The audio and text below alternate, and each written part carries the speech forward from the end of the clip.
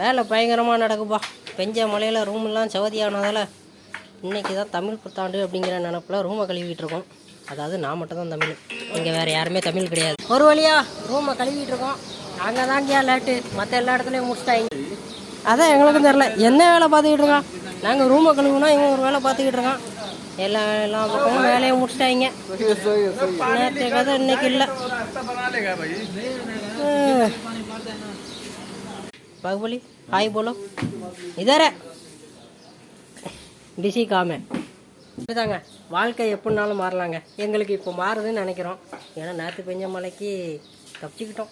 சாப்பாடெல்லாம் பிரச்சனை இல்லாமல் நல்லா தான் இருந்துச்சு. வாழ்க்கையும் சிரிப்பாக தான் போகுது. என்ன பண்ணுறது, சிரிச்சுக்கிட்டே இருக்க வேண்டியதான். கஷ்டம் வந்தாலும் சிரிக்க தாங்க செய்யணும். வாழ்க்கை அப்படி தாங்க. சாப்பிடுங்க, சந்தோஷமாக இருங்க, வர்ற கஷ்டத்தை என்ஜாய் பண்ணுங்கள். பாய்.